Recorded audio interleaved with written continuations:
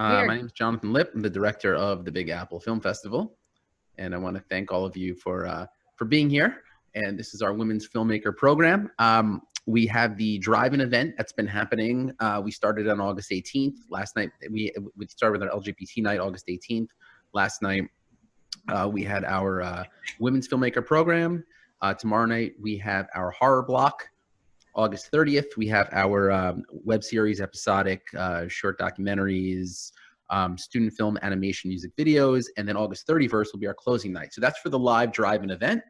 And then, of course, today is our virtual festival. So we're doing sort of a hybrid combination festival this year. It was originally supposed to happen in May at the Sinopolis Theater in Chelsea.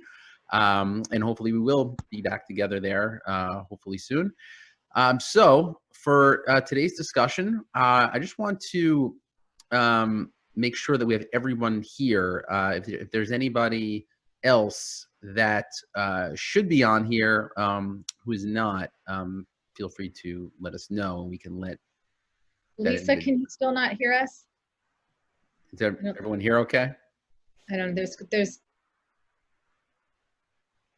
questions. Is this Amy, you hear me okay? I can hear you. Okay. Can everyone like wave if you can hear us?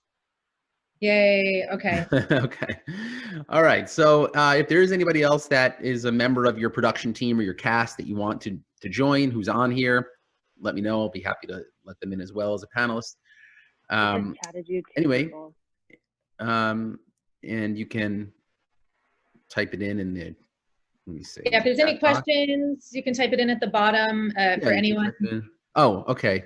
Becca and Laura should be in here as well. So thank you for letting me know. Promote to panel and Laura. Laura Ortiz in here. Okay. There's Becca and Elisa. Just one second. Laura. Hello. All right. All right. If there's anybody else. Oh, Luke. To panelists. Oh, there's Luke. Okay. And let's see. All right. Hey, Luke.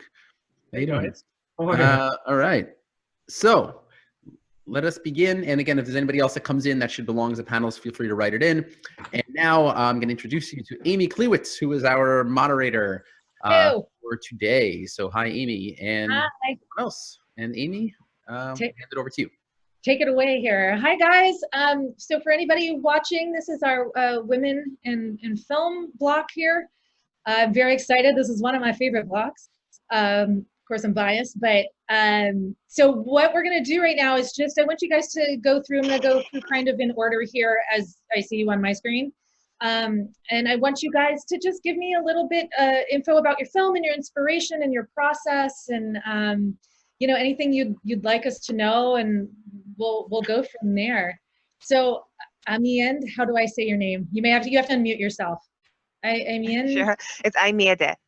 Oh, I was close. Amiende. Very close. Very close. Everyone calls me Amy though, so it's easier. Oh, hey, that's my name. That's easy to remember.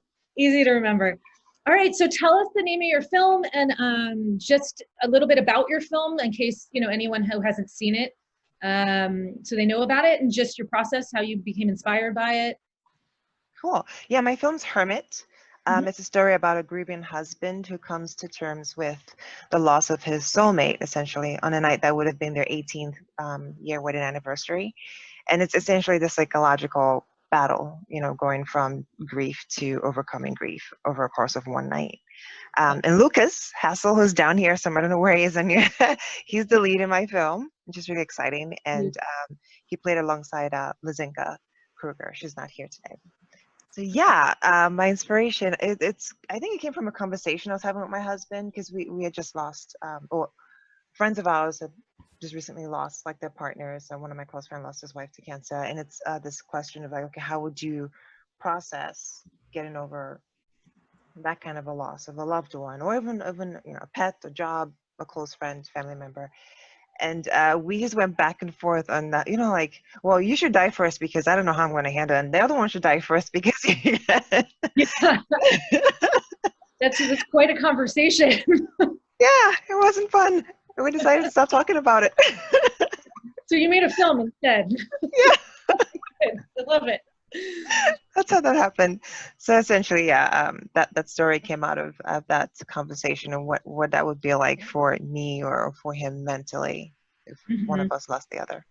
Great, great. And what was your shooting like? What was your any technical? How long did you shoot for? Oh yeah, we shot for 3 days because we had to go from well, night to day, but we shot in reverse. So we had is that me? Is the echo from me? No, right? Sure, Okay. someone. Yeah, there So we go. we thank you. So we had Lucas had long hair for a good portion of the film, and then he's cleaned up short hair for another portion of it. So we had to shoot the long hair portion first because we needed to have him chop his hair off for the other part. So that was interesting, mapping out how to film that. Yeah. And we shot over the course of 3 days, so 2 evenings and one full daytime. Hmm. And we had a kind of a fight scene between him and his wife in there. So that Hmm. was a very interesting and delicate piece of, how do we say this, choreography to Yeah. orchestrate. So that was because it was happening in their kitchen area kind of thing. So that was Uh-huh. interesting to shoot. But Yeah. yeah. Yeah, that's great. Did you ask anyone else? Like, what kind of research did you do on this, if there was any, or was it just completely off of your own conversation with your husband? A huge part of it was conversation with my husband, and then the second portion of it was talking to people who have lost Had lost. someone. Yeah. So, of course, I had already had some of these conversations beforehand with Hmm. friends, and I was able to pull from that. And there were little things that there's a friend of mine. I hope they forgive me for sharing this. A friend of mine, I'm not gonna say their names, told me something that really affected him was. Finding his wife's pair of slippers Mm. in the closet. Like time has passed and they had forgotten that the slippers was there and open, and it said he literally brought him down to his knees. So things like that, like the kind of conversations you have with people where you don't think a pair of slippers, right? Or things like that. And so I asked a few people, like, what is that like for you? Like, what are the things that you remember? Some people remember smells that just randomly just come out of nowhere. They smell the person's perfume, the Yeah, person's that not there, but things like that. it's And triggering. Yeah. yeah, how do you work through that? How do you work through every day not having the person who is there? And also the guilt of of being the one who's alive versus Cyber them. guilt. Yeah. And then the question of, are you allowed to move on? Like, are you betraying them somehow or cheating on them somehow if you do move on? I have a friend of mine who's never dated or married after losing his partner because he just couldn't do it. So Yeah. those questions, yeah, definitely. There was some research there. Yeah, yeah, definitely. I mean, it's a topic that a lot of people can relate to, I'm sure, and that, you know, we will all have to deal with at some point in our lives. So great. Where can we see this next? What's your journey on this? Well, COVID definitely put a kink in things where we can. Yeah. Yeah. Um, You so right shot this now, pre-COVID, I'm assuming. yes, it's funny. We shot it pre-COVID, shot it in August, and then we released it February, literally right when COVID hit. Yeah. So we, I honestly can't even tell you what the process is going to be like because we're figuring it out. But so Yeah. far, we're hoping a decent festival run. Thank you so much, Jonathan, Rockstar, for this Very welcome. opportunity, because we were like, how is he going to pull this off? Thank You you. and the team, incredible. I mean, seriously. Thank you. Um, so yeah, if we get more opportunities like this where people, rock stars like you guys, can pull off helping people see our films, Yeah. would be the best way I think we can do it right now. And then after that, it's the usual, going to on demand or something like that. Yeah. Yeah, great. Okay, wonderful. Thank you so much. Is there anywhere we can find your film now? Oh, you can find it here. It's playing today Yeah. online. At I think most people can get the tickets off of Eventbrite on Yeah. the Women Filmmakers Showcase. So you can watch it here today. And after that, just check out my website, sellafilms.com, or follow me on Facebook or social, and I update people there on where it's playing next. Okay. All right. Great. Thank you so much. Okay, let's move on to David. You are next on my screen here. David Brode, you have to unmute yourself. There Hi. you go. Hi, how's it going? So Good. tell us the title of your film and a little bit about your process as well. Well, I produced Lisa's film, actually, who's also on here. It's called Okay. Rink, and I'll let her take over. Yeah, Lisa, you can Women's unmute. panel. Okay. Well, I'm glad David hopped on, and also Kathy Island, who is an associate producer on the movie. She's on too, so we can all chime in. So the movie Little Rink is about table hockey. It's about a table hockey tournament. It takes place on one day at a bar on, I mean, it's a documentary. I think there are not too many documentaries in the festival. I don't think, but at least not women. There was actually another documentary, and they actually had to withdraw. They got a distribution deal. Oh, it was actually this the film Class Action Park, which is now, I believe, it's going to be on HBO, I think, this month. But yeah, they were actually initially in this festival, then they had to withdraw. Yeah. Oh, that's great though. That's excellent. But I sorry to miss the film. So Little Rink is really about this quirky world of table hockey and the guys who play. And I have to say, I confess, I was a little bit of an accidental director. I had, the idea came to me through a hockey and ice hockey broadcaster, journalist, and he said he was coming to New York to MC this table hockey tournament, the 50th anniversary of the TJ Rugg table hockey tournament, which he was the original. He had started them in the 70s, like in his apartment, and then moved them to a hotel and did this for a few years with his wife. Anyway, so he was having this, an anniversary, and he said he was coming to New York to MC, and I got so curious about it. And one thing led to another, and we met with the guy who was hosting the tournament, got introduced to the guys who were going to be playing in the tournament, and that's what happened. Great. How long did you guys shoot? Because documentaries are a whole other ballgame. Yeah, well, it was one day. I mean, it was one, and David, please chime. It was one insane day at this bar on the east side, on the west side in the 30s of Manhattan. And so we had, David, talk a little bit about, because the crew, the cameras. Mm-hmm. Yeah, I'm sorry. There's a little bit of construction going on, so hopefully, it's New York. But sorry if it's too loud.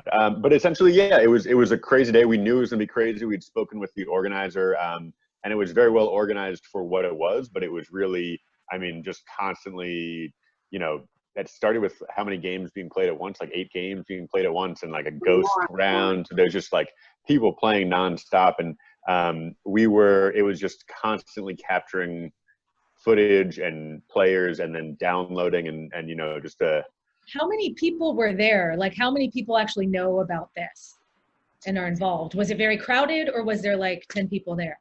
No, there were a lot of people there. There must have been like 50 people throughout the day. There were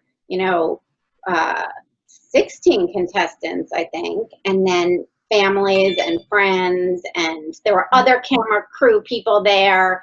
And they ran over time, we were in this bar, and they had gotten the bar for the day, and then it was so kind of chaotic and disorganized that they didn't get to the final. So we had to, everything kind of stopped. We had to move all the tables upstairs to another part of the bar where we were also doing, we did the sit-down interviews up there. So it was, it was a long day. It was a fun day, but it was a long day. And it's interesting. This is something I think a lot of people weren't aware that existed. Yeah. I think your documentary is really going to bring this.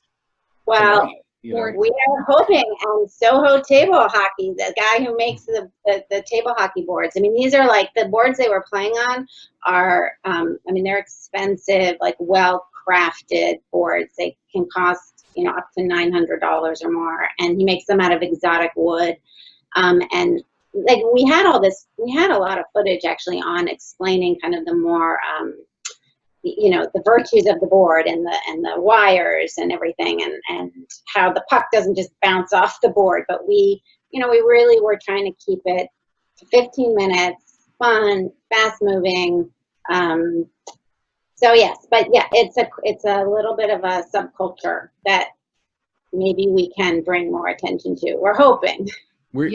Are you planning maybe to make it into a feature, or do you think it works better as a short doc? David, what do you think?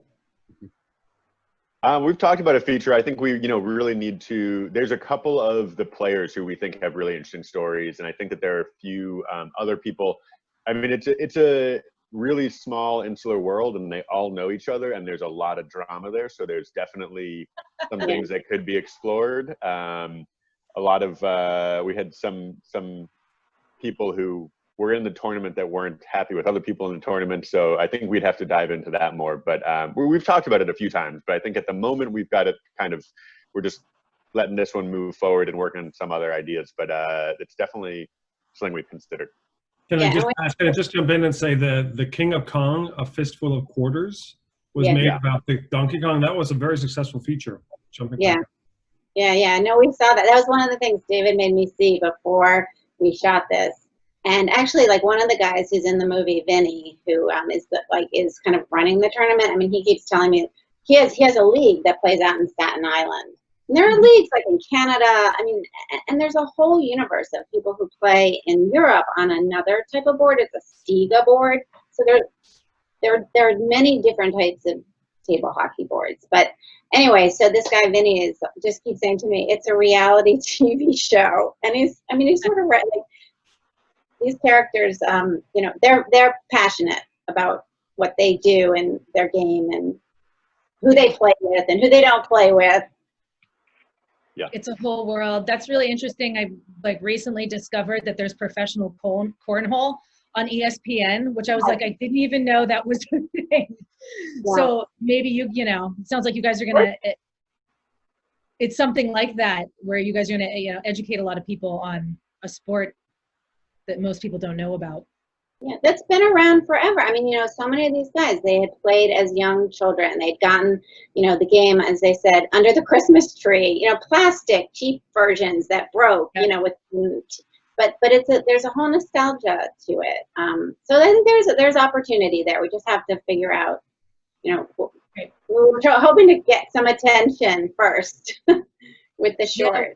What's your either David or or Lisa, you can answer this. What's your next jump with this, or what's the road with this? Well, we're in the Middlebury New Filmmakers Festival, and we have it submitted to a bunch of others. So we're hoping to get some more attention. I would love it to get it to ESPN 30 for 30 shorts. If anybody knows anyone there, would be great. I don't know, David. Kathy, weigh in? Yeah, that's it. I think that's it. We'd love to get it on ESPN, make it a major sport, and help blow up table hockey. Yeah. Was this really fun for you guys to make? This seems like a really fun topic. Yeah, I had a blast. It was. I mean, getting to know everybody there. Yeah, they're so passionate about it, and it really is. It is very much about community. So it was a real fun, even though there is some infighting, there's a lot of love and a lot of feelings of connection and connecting to the youth. And so it's fun. Yeah, the guys were great. The guys were really, as a woman filmmaker, they were direct, they were just so, from beginning to end, so respectful and so communicative and willing to provide, some of that archival, they dug deep into their photo albums and their VHS tapes and great. Yeah, and they were there last night. There would have been more, the guys from Canada would have been there in a second, but they can't cross the border. Yeah, crazy times. So it's disappointing. This COVID is disappointing, but making the most of it. Yes, exactly. We're making the most of it. We're all here right now. So good. Thank you guys so much. Yeah, and where can we find it? Is there anywhere else you have it online yet, or? Well, today you can see it, and then like I said, we're going to be in the Middlebury New Filmmaker Festival. We're hoping for more social media. I just created a Instagram site, Little Rink Productions, so we'll be posting. And David's left a frame, so look there. All right, great. Great. Thank you guys so much. Thank you. Great. Let's move on to Nicole. You are next on my screen here. Unmute yourself. Hello. Hi. My name is Nicole Groten. I'm the writer and director of Darkness and Tenement 45, the feature film. I have a good amount of my friends and crew here. I have Simone Lapidus and Crystal Collins, who are both producers, Becca Marquez, who is our editor, and then Laura Christina Ortiz, who is our fabulous costume designer. And we accidentally made a quarantine film before quarantine. So we made a movie that's set in the 1950s about a tenement building that locks themselves inside when there's a biological attack outside. So the movie starts 1 month into them being quarantined, and basically is a power struggle between the two women in the house as they both fight for control. When did you make this film? When did you conceive it, making it? Conceived it like 7 years ago, and then the producers and I, actually all the crew and I, were working on another film that actually fell apart, and we kind of pivoted during the first election between Trump, and that kind of inspired it, and then it spiraled into this big story about a building being quarantined, and we had no idea that we would be pushing this movie during this time. It's been really interesting. Yeah, where did you guys shoot? We shot in Los Angeles. We're all based in Los Angeles. We shot on a soundstage, which was actually originally a sitcom set that our production designer did an incredible job, like completely revamping to make this really worn down tenement look. Great, great. I wanted to ask Nicole, was it initially intended to be a period piece, or did you sort of decide that later on that you felt it should? Yeah, it was always a period piece. I think originally, honestly, because of, it was originally, a lot of it was set around this like radio that kept burning out information, and that soon got removed from the script. But I think that's originally why it was a period piece. And then also back then we were playing with the parallels of like the United States and Russia's relationship. So that kind of brought us back to the 50s. And then we just realized, in terms of making a movie where everyone is stuck inside, it just seemed like a more serious situation in the 1950s than it was now, but obviously we didn't expect this to happen. Having now lived through a pandemic, is there anything you would have done differently before in making this? I'm not sure. I think there are. Did anybody else have any opinions on this? There's one, the only thing that comes to mind always is one thing that when we were making it was a disagreement between us of whether or not we should keep it in the movie. And now I feel like is confirmed, because our main actress at one point, she's like keeping a list of things that they're running out of. And on the list, we put toilet paper. And originally when we were editing it, the producers and I were talking about it, and our editor were like, is this too funny? Are people gonna laugh? Would people really run out of toilet paper? And then that was like the first thing that happened. So I think there was honestly more things we saw that were confirmed to us than things we would have done differently. Oh, that's interesting. That's interesting. Yeah. That's great. Where's your journey with this as well? Are you just doing the festival circuit? Is it online? So we're obviously screening today virtually. We have another film festival, Horrible Imaginings, which is the first week of September. And then we have a couple more coming up, and we have a sales agent. So we're excited. Yeah, we've all been working together for years. So yeah, and you just also just keep us updated, because at the drive-in last night, a few people asked, like, where it will be, where it can be seen again, because there were a couple people said, "Wow, that was amazing. I want to see that again. I want to tell other people about it." So yeah, that's awesome. If you can just keep us updated, that would be great. We definitely will. Yeah, we were bummed to miss the drive, and that would have been like the best way to see it, I think. Yeah. Very 50s too. Yeah.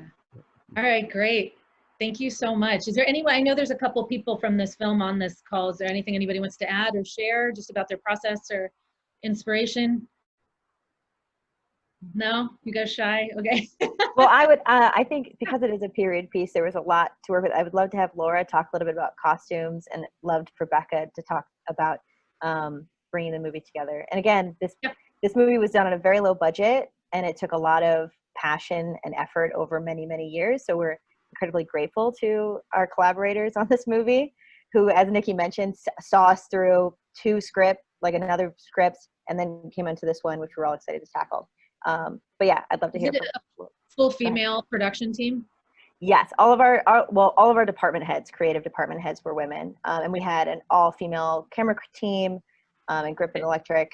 But yeah, so it was a women-helmed movie. Yeah, that's awesome.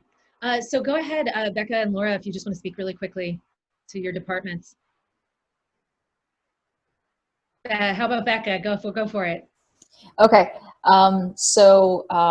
the process, Nikki and I worked together for about a year on this once I got the footage. And it was interesting. I mean, it was like very, to the script, which was, I started cutting. And then from then on, once I had the rough cut, we just kind of went over and really went scene by scene and kind of did the breakdown and shift things around. We had things like, this is going to happen, and then you're going to have a dream sequence, and then you're going to have this, and you're going to have that. And then we kind of started mixing things around and like, oh, why don't we do half of the dream here so she dreams more often and all that kind of stuff. And just like adding the effects and, like she said, like, because she knew it was a period piece, there was a lot of music that we could try out as examples. And so that really helped drive the edit. And then just bringing the composer in and just kind of working together. I think that really helped. So, you don't cut to the music, but at the same time, it really helped with the feel of each scene. So yeah, it was great. It was a long process. Like, it was my first feature, feature film cutting. So it was a very long process, but nothing out of the 1 year kind of how you really do those. But yeah, it was great, a great experience. And like Nikki said, we've been working together for a very long time. We went to college together, so we already kind of had we had a connection. So it was great. It was a really, really fun experience and really great. Yeah, sounds like it was pretty collaborative. Like, everybody works really well together. Laura, really quickly, just give us a little bit about your department and costuming. I'm a born and raised New Yorker, so even though the film was shot in Los Angeles, it was really, neat I shared a lot of photos with Nikki of my family because I'm Puerto Rican, and there's a Puerto Rican family that is living in the tenement building. So we had a lot of primary research of my own family from East New York in that time period that we used as primary research, which was really great.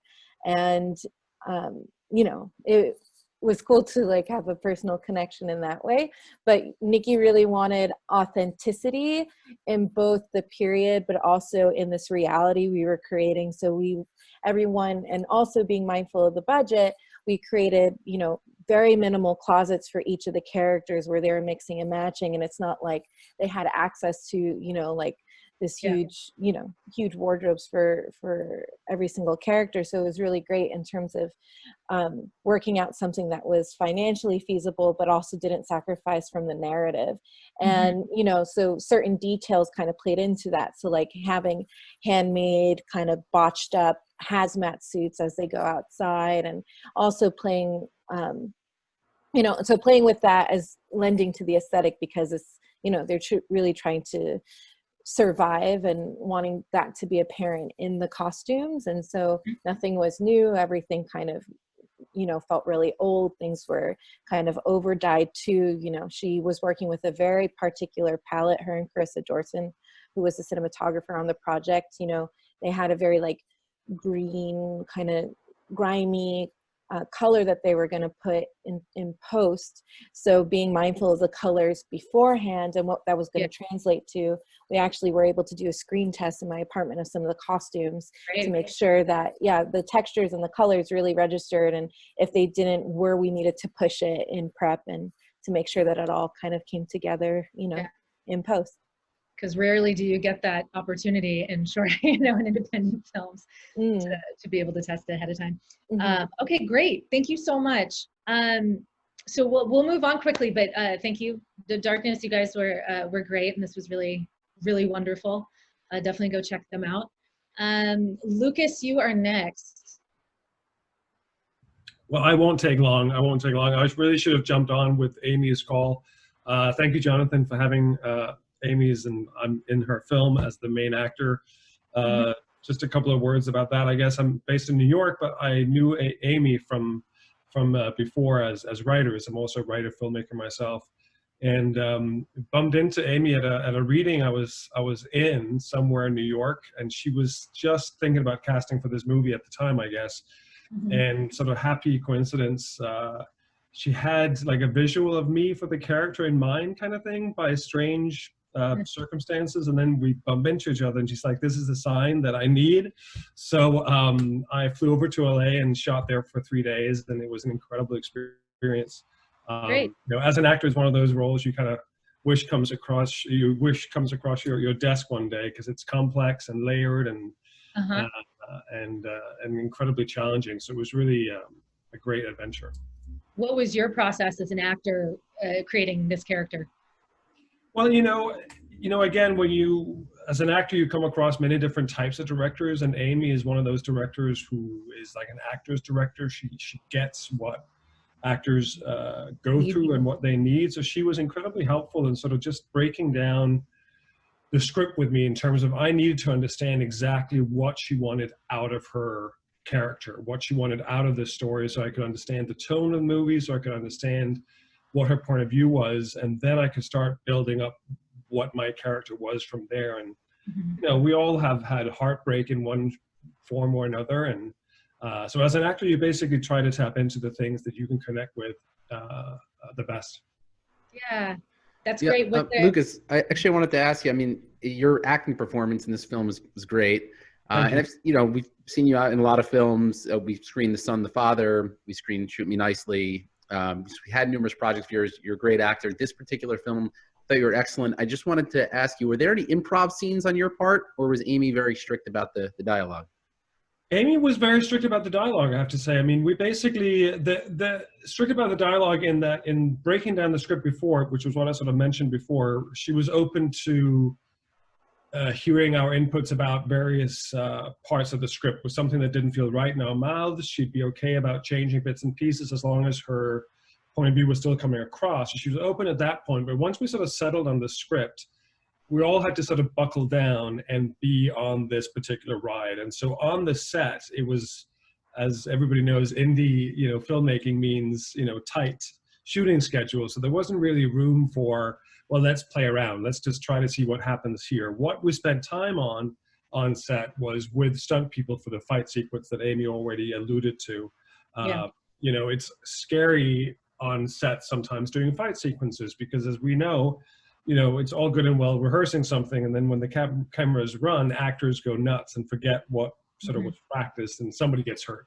So Amy had 2 stunt people on set, and we really worked hard on getting that fight sequence down. So that was probably the most sort of improvisational part of it, which in the film, of course, had to look like it was out of, you know, emotion and anger and hurt, as opposed to something we just came up with. But so it wasn't improvised, of course, very rehearsed. And no one lost an eye, I hope.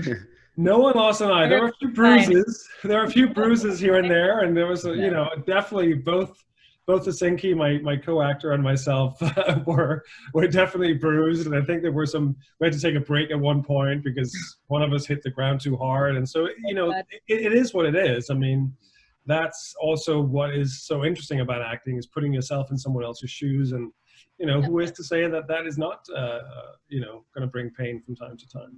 Yeah. Oh, and I just on a separate note, Lucas, as a writer, has a screenplay that's been placing well in some competitions. Is that correct? Yeah. I just became a Screencraft Fellowship winner this last month with my script. That's great, thank you. And I won the Woods Hole thing, and so we're hoping to get that made. So we're in talks right now. So let's see. Cool. Yeah. Thank you. Okay. Good. Congratulations. Okay, great. And then Sarah. We have Sarah, last but not least, here. Hi. Thanks for having me. Of course. And it was great to meet you last night, John. I actually came to the drive-thru. Yeah. It was a lot of fun. Cool. Yeah. Thanks for coming out. Yeah, absolutely. So, yeah, go ahead. No. Sorry. Oh, sorry. Tell us your film and a little bit about your process. And Sure. My film is called Gamp. It's a dark comedy live action pilot, actually, hopefully the first of a series. And I've been working on it for over 10 years. Wow. Yeah, and the cool part about that is that also Diana O, who plays my sister in the show, has also been attached for about that long. So we've been doing readings and reworking the script, and we even shot a version of it like 10 years ago when we were right out of school. That's really funny to look back on now. So yeah, the process for the film was I had the idea because I got this really weird puppet show. The show is about two sisters who run a puppet show company, but it's kind of a dark story about their relationship and kind of the alienation in their family underneath that. And I got this puppet show job out of college, and so I wrote this comedy about two friends who did a puppet show job together. And over the years, it's just really evolved and taken on more layers as I've grown, and of course had a lot of different life experiences, and they've all kind of been full. And the pilot is pretty fun and light, but I hope that we've planted seeds there for a lot of further development. So yeah, great. How much in what ways has it changed in over 10 years? I mean, you mentioned a little bit just your own personal growth. Is it completely different from the first version that you guys shot? It really is. The first version was called Hot Dad, and it was about, the first episode was about the puppeteers trying to seduce this hot dad with a puppet. And it was it's still really funny. Honestly, when I look back at it, it's just over the top, but he's in love with a puppet. It's this very, very much the kind of thing you would make when you're 22. Yeah. That, I guess, was what was interesting to me back then, and now it's much more about the intense family relationship between these two sisters.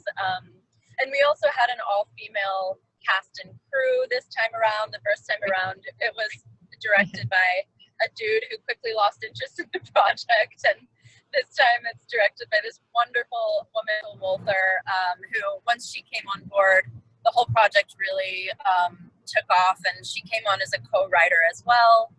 But in terms of how my life experiences influenced it, I feel so after I had this bizarre puppet show job, I actually started my own puppet show company, which is still going strong. It's called Puppetsburg.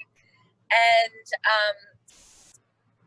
over the years, I had some rough things happen in my 20s, and I was still doing the puppet show job, and I just found that humor of, I'm on the phone receiving this life-altering news as I'm gluing googly eyes on a stuffed bear. And just that juxtaposition of the darkness and the pain and then the absurdity of these puppets who bring so much joy. I just always found that over the years, that became what was really funny to me about it. And I also, of course, the relationship between Gwen and Mina, Gamp stands for Gwen and Mina's puppet show, the relationship between these two women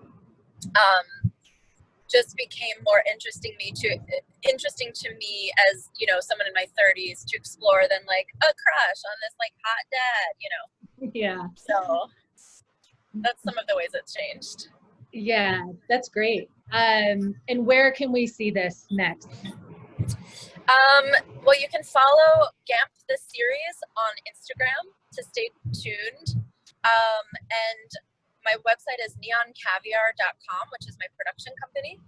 And if you email... Oh no. ...distribution partners to be able to make more. You might, Sarah, can you hear me? All right, she's cutting out a little bit, but I'm sure we can get Sarah that last info.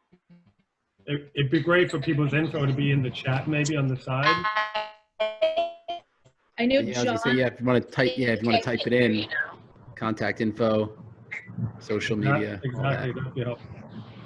I can't. You're breaking up a bit. We can hear you now. If you can just okay, great. I'll type that in. Yeah, Thank you type in so your, much, you guys. It was really fun being part of this. yeah, thank you so much. So that is the Great. end of this. Thank you. There you are. That's the end of this program. John, was there anything else you wanted to add? No, I just want to congratulate everyone. Let you all know there is another 3 nights of the drive-in. We have tomorrow night. We have our horror night. August 30th, we have web series, episodic, student, animation, music videos. And then August 31st is the closing night feature film, along with a couple of shorts as well.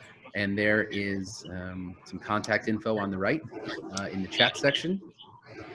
We have, looks like we have Amy's info there. We have Gamp. So yeah, thanks for a lot for putting that info in. If anybody else wants to add in their contact info, that would be awesome. And yeah, that's about it. Congratulations. And if any of you can make it to the drive-in, that would be cool. That'd be great to see everyone. And yeah, thank you very much. Hopefully we will see you guys all soon in person. Thanks. And I'll just leave this up for a moment before I end this, so you can all see everybody's contact info in case you want to, you know, write it down. All right. So thank you all. Guys. And congratulations. Yeah, thank you guys so much. Thanks. Bye-bye.